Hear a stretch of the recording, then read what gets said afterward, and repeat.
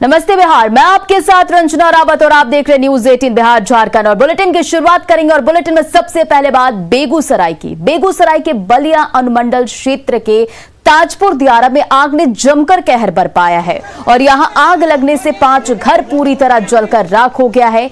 आग में लाखों की क्षति का अनुमान भी लगाया जा रहा है। सूचना के अनुसार आग की चपेट में आने से कुछ पालतू जानवर भी जल गए हैं और ये एक्सक्लूसिव तस्वीरें आप देखिए बेगूसराय से।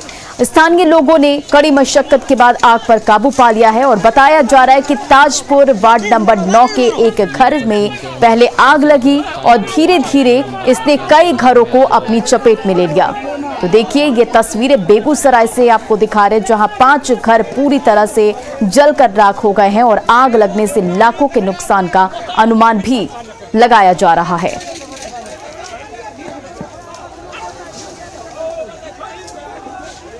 ये तस्वीरें बेगूसराय से, जहां ताजपुर दियारा में आग ने जमकर कहर बरपाया है और आग लगने से 5 घर पूरी तरह से जलकर राख हो गए हैं।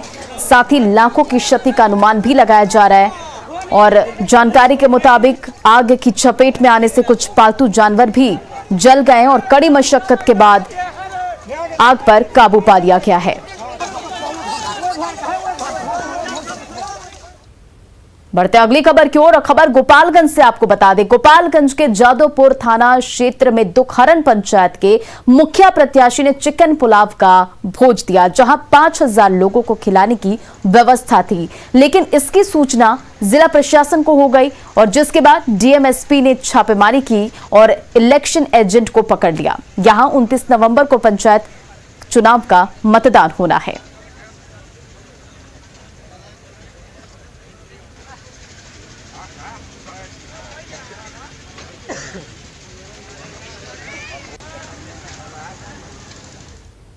और दसासाराम में एक महिला ने करीब 1 घंटे तक पुलिस की गाड़ी को रोके रखा और जमकर हंगामा किया। इस दौरान काफी देर तक अफरा तफरी मची रही। महिला ने अपने ससुराल वालों पर दहेज प्रताड़ना का केस दर्ज किया था और आरोपियों को कोर्ट से बेल मिलने के बाद जब पुलिस उन्हें ले जा रही थी तो महिला ने गाड़ी रोक ली और महिला का कहना था कि ससुराल वालों ने उसके बैंक अकाउंट में 6 लाख रुपए डाल दिए हैं और दूसरी जगह शादी करने को कह रहे हैं। लेकिन महिला अपने देवर से ही शादी करना चाहती है और बाद में मौके पर पुलिस फोर्स को बुलाया गया, लेकिन महिला ने पुलिस के जवानों से भी धक्का मुक्की की। बाद में पुलिस ने महिला को वहां से हटाकर हंगामे को शांत कराया।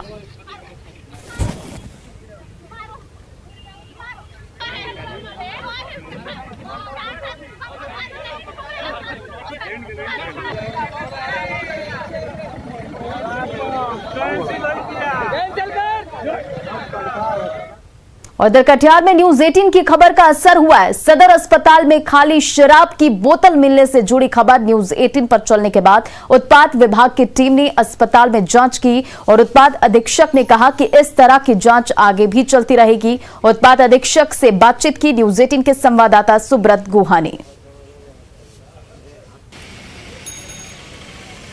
जो सदर अस्पताल है वो मैखाना में तब्दील होने की चर्चा थी, खाली बोतल मिला था। सर क्या पा रहे हैं, क्या किस चीज के देख रहे हैं? जो हमें आप लोगों के माध्यम से जो हमें सूचना मिली थी कि यहाँ जो है शराब की खाली बोतलें कूड़े के ढेर में पड़ी हुई है, कहीं ना कहीं यह संदेह उत्पन्न करता है कुछ गड़बड़ हो रहा है। उसी के आलोक में यहाँ पूरी जांच की कार्रवाई चल रही है और हम सघन जांच कर रहे हैं कि कहीं भी किसी तरीके की कोई अवैध वस्तु तो यहाँ नहीं रखी जाती है या उसका सेवन नहीं किया जाता। सत्य खुद बता रहे थे कि लगातार शराबबंदी को लेकर सरकार गंभीर है और इस तरह के छापेमारी लगातार होता है। निश्चित तौर पर ये एक चौंकाने वाला विषय है जब सदर अस्पताल में ही जहाँ दवा मिलना चाहिए वहाँ अगर शराब की बोतलें मिलने लगे तो ये मुद्दा काफी गंभीर है। सुब्रत, न्यूज 18 कटिहार। भ्रष्टाचार के आरोपी ललित नारायण मिथिला यूनिवर्सिटी की वीसी एसपी सिंह को पाटलिपुत्र यूनिवर्सिटी के चार्ज से हटा दिया गया। मंगलवार को ही एसपी सिंह को बेस्ट वीसी का अवार्ड मिला था, लेकिन न्यूज 18 के खुलासे के बाद राजभवन में हुई बैठक के बाद एसपी सिंह को पाटलिपुत्र यूनिवर्सिटी के वीसी के पद से हटा दिया गया। लेकिन सवाल है कि क्या इतनी भर कार्रवाई से काम चल जाएगा? न्यूज 18 की खबर का असर, करप्शन के आरोपी वीसी पर गिरी गाज। पाटलिपुत्र विश्वविद्यालय के चार्ज से हटाया गया। देखिए एसपी सिंह अपनी गाड़ी भगा रहे हैं। जिन पर आरोप लगा है वो भाग रहे हैं एसपी सिंह। कार के काले शीशे में खुद को छुपाते, सवालों से भागते, ये कोई और नहीं बल्कि ललित नारायण मिथिला विश्वविद्यालय के वही वीसी एसपी सिंह हैं, जिन्हें मंगलवार को बेस्ट वीसी का अवार्ड मिला था।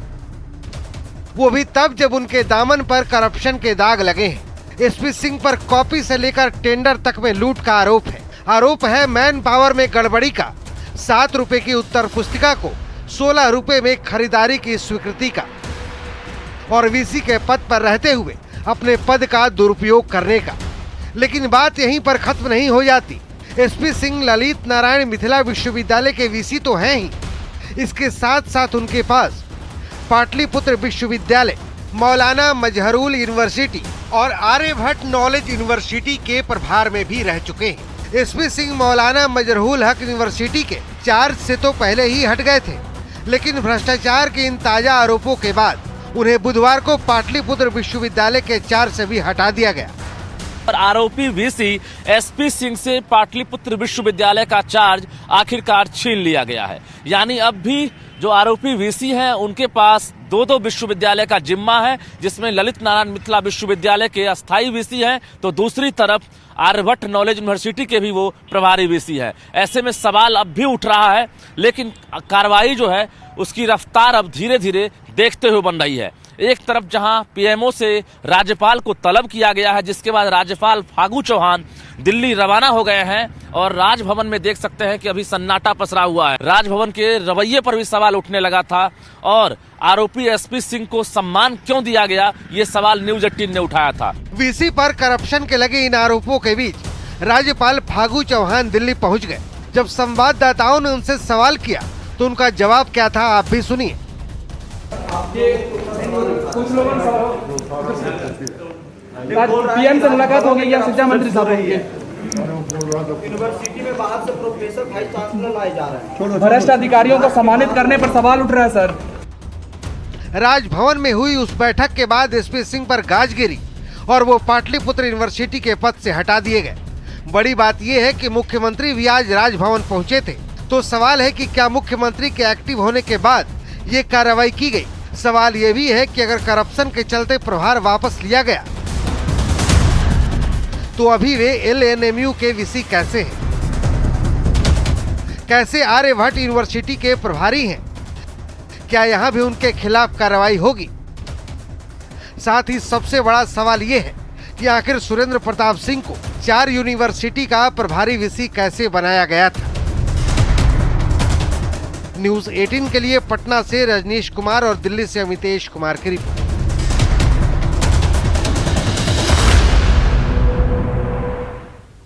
और देखिए, इस पूरे मामले में न्यूज 18 की खबर का बड़ा असर हुआ है। सीएम सचिवालय ने राज्यपाल को पत्र भेजा है और आरोपी वीसी एसपी सिंह के खिलाफ जांच की सिफारिश की है। शिक्षा मंत्री विजय चौधरी ने कहा कि सीएम नीतीश कुमार भ्रष्टाचार के मामले में समझौता नहीं करते और एसपी सिंह पर मौलाना मजहरुल हक यूनिवर्सिटी के प्रभारी वीसी रहते गड़बड़ी का आरोप है। विभाग द्वारा सूचना दी गई है, शिक्षा विभाग द्वारा, जो मुख्यमंत्री सचिवालय ने उस पत्र को, कुलपति कुद्दूस साहब के पत्र को महामहिम के कार्यालय को भेजा है। ये तथ्य के साथ जो आरोप हैं, चूंकि वो गंभीर प्रकृति के हैं, इसलिए उसकी गहराई से या विस्तृत जांच होनी चाहिए। यही अभी विभाग के द्वारा मुझे सूचना दी गई है और साथ ही विभाग को भी इस तरह के ऐसे मामले में सचेत रहने की, सजग रहने की सलाह दी गई है। बीजेपी एमएलसी नवल किशोर यादव ने राजभवन पर गंभीर आरोप लगाए हैं। नवल किशोर यादव ने कहा कि राजभवन में तबादले और नियुक्ति का खेल चल रहा है। उन्होंने ये भी कहा कि राजभवन भ्रष्ट लोगों को सम्मान दे रहा है। नवल किशोर यादव ने ललित नारायण मिथिला यूनिवर्सिटी के वीसी को चोर और महाभ्रष्ट का करार दिया। देखिए, पूरे विश्वविद्यालयों को जो राजभवन में एक नेक्सस बन गया है ये गड़बड़ घोटाला का, रिश्वतखोरी का, विश्वविद्यालयों को लूटने का, कुलपतियों पर प्रेशर डालने का और चोर कुलपतियों को और जितना तरह के चोर हैं वो सबको सम्मानित करने का। आज तक हमने वीसी को कभी राजभवन में सम्मानित होते नहीं सुना था। ये कौन सम्मान दे रहा है? चोरी का सम्मान दे रहा है। और एसपी सिंह ऐसे आदमी, चोर, भ्रष्ट, जो आपने प्रोफेसर कुद्दूस ने कहा वो आपने सुना। ये पाटलिपुत्रा विश्वविद्यालय में 5 करोड़ का किताब खरीदा है और 5 लाख रुपए महीना पर किताब को छुपाने के लिए जगह लिया है रेंट पर। और शराबबंदी कानून को लेकर बिहार सरकार अपने ही लोगों से घिरती नजर आ रही है। बेगूसराय के बीजेपी विधायक कुंदन कुमार सिंह ने भी शराबबंदी कानून को विफल बताते हुए इसकी समीक्षा की मांग की है। शराबबंदी कानून पर निश्चित रूप से एक बार समीक्षा होनी चाहिए। जिस तरह से इस शराबबंदी कानून के आड़ में जो काम चल रहा है, छोटे छोटे बच्चे स्कूल जाने वाले वो करियर के रूप में काम कर रहे हैं। एक पूरा पीढ़ी बर्बाद होने के कगार पर है। और ठंड बढ़ने के साथ ही पटना में रैन बसेरे की व्यवस्था की गई है। पटना नगर निगम और एक संस्था के सहयोग से रैन बसेरा बनाया गया है जहां गरीब रह सकते हैं। यहां बिछावन और कंबल के साथ कई और व्यवस्था भी की गई है और खासकर फुटपाथ पर दुकान लगाने वालों और रिक्शा चालकों को इससे राहत मिल सकती है। पटना में ठंड का प्रकोप जो है वो बढ़ने लगा है। ऐसे में रेहड़ी पटरी पर रहने वाले लोगों की दिक्कतों को देखते हुए पटना नगर निगम और जिला प्रशासन की टीम ने रैन बसेरा की व्यवस्था की है। ये जो अस्थायी रैन बसेरा है, यहाँ पे आप तस्वीरों में देख सकते हैं किस तरीके से सोशल डिस्टेंसिंग के रूल को फॉलो करते हुए बेड अरेंज किए गए हैं। इसके साथ साथ बेड पे नेट की व्यवस्था है। मच्छरों और डेंगू का जो प्रकोप है अभी शहर में फैला हुआ है, उसको देखते हुए, साथ में साथ ठंड को देखते हुए कंबल भी है, बिस्तर, तकिया, सारी चीज़ों की व्यवस्था है। आप देख सकते हैं फायर एक्सटिंग्विशर भी लगाया गया है। इसके साथ साथ जो है कोविड को देखते हुए जो है सैनिटाइज़र की व्यवस्था है, पीने के पानी की व्यवस्था है, सारी चीज़ों की व्यवस्था की गई है। ठंड के मौसम में नगर निगम के माध्यम से 3 महीना के लिए चलेगा, होली तक। और यहाँ पर जो खुले आसन में रिक्शा चालक, ठेला चालक जो सोते हैं उन लोग को यहाँ सोने का सुविधा है, ब्लैंकेट है, आप देख ही रहे, बेड है। जो भी गरीब तबके के लोग हैं जो दूर दराज से पटना शहर में कमाने खाने के लिए आते हैं, उन लोगों के लिए पटना नगर निगम ने ठंड को देखते हुए व्यवस्था कर दी है। कैमरामैन अजय दुबे के साथ ऋतु रोहिणी की रिपोर्ट, पटना।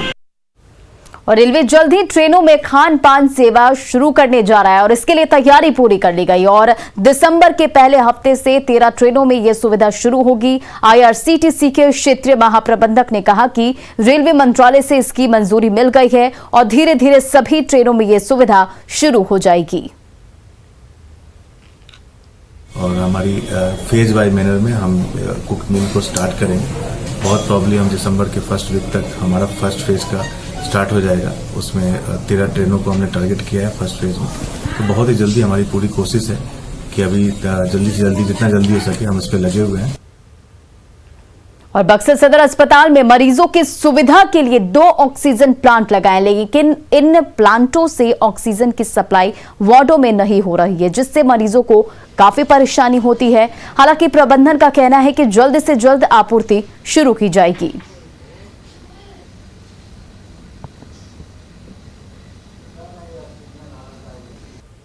बहुत ही गंभीर मामला है और इस चिंतनीय विषय है कि आपको ऑक्सीजन प्लांट लग चुका है लेकिन अभी तक चालू नहीं किया गया है। बहुत शर्म की बात है जिला के लिए, हम लोगों के लिए। हम बहुत बार सीएस इस संबंध में मिले हैं, मैनेजर से मिले हैं, तो उनके द्वारा केवल यही आश्वासन दिया जा रहा है कि 10 दिन में 15 दिन में चालू हो जाएगा। करते करते 2 महीने का समय बीत गया।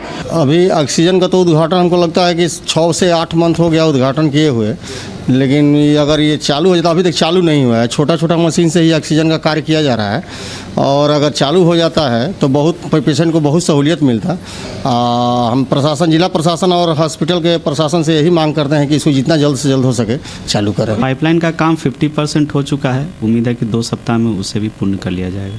कितनी ऑक्सीजन मिलेगी सर? जो दोनों प्लांट लगे हैं सर अपने यहाँ, कितनी ऑक्सीजन? एक प्लांट जो है 5000 LPM का है और एक PM केयर फंड से जो स्थापित हुआ है वो 1000 LPM का है।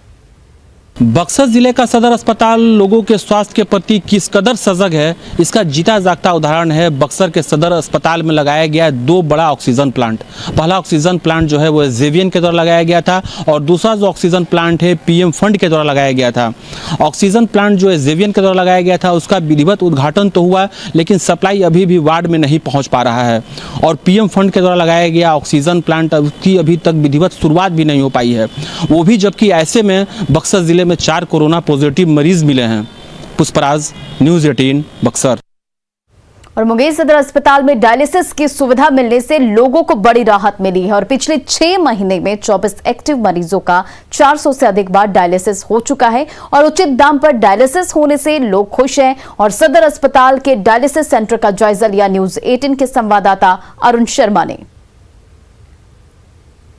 डायलिसिस सेंटर जो पिछले 6 महीना से स्थापित है, जो पीपी मोड पे यहाँ पे नेफ्रोप्लस की ओर से यहाँ पे डायलिसिस सेंटर को लगाया गया, जो अपने उद्देश्य में काफ़ी हद तक सफल है। यहाँ पे मैं बात कहूँ तो अब तक 416 टाइम जो है यहाँ पे लोगों का डायलिसिस हो चुका है। हमारे यहाँ 24 पेशेंट एक्टिव है अभी। और तथा उनका कितने बार डायलिसिस हो चुका है? अप्रोक्स 400 समथिंग है। तो पहले इनको क्या दिक्कतें होती थी? अब यहाँ पे सेंटर नहीं था तो? पहले इन लोगों को बाहर जाना पड़ता था, बहुत दूर दूर जाना पड़ता था, पटना जाते थे, ये लोग भागलपुर जाते थे। यहाँ खुलने से इन लोगों को सहूलियत मिला है बहुत सारा। राशन कार्ड और आधार कार्ड लेके आते हैं, फ्री में मेरा डायलिसिस होता है। अब पहले जो था वो जाते थे वहाँ पे कितने पैसे लग जाते थे? मैं यहाँ नहीं कभी करवाया, मेरा वो अगस्त से मेरा तबीयत खराब हुआ, बेगूसराय में जाके बेगूसराय से इलाज हुआ। फिर वो डॉक्टर साहब हैं यहाँ का। कितने पैसे लग जाते थे प्राइवेट में? कितने? प्राइवेट में तो लगता था 7-8 हज़ार रुपये लग जाता था। हाँ। तो अब यहाँ पे आपको मुफ्त में? यहाँ मुफ्त में होता है। सुविधाएं कैसी है? सुविधाएं बहुत अच्छी है। डॉक्टर ये जो नेफ्रो वाले जो हैं ये सब भी बहुत अच्छे आदमी हैं, सभ्य आदमी हैं, सबको बहुत अच्छा से ख्याल रखते हैं।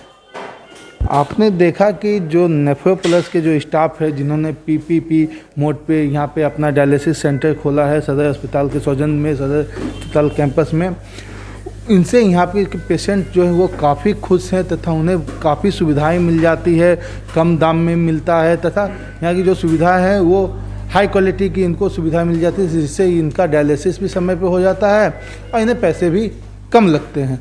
अरुण शर्मा, न्यूज़ 18 मुंगेर।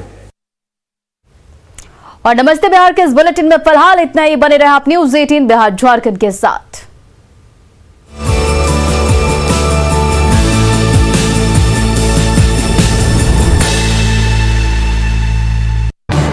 इस न्यूज़ हेडलाइन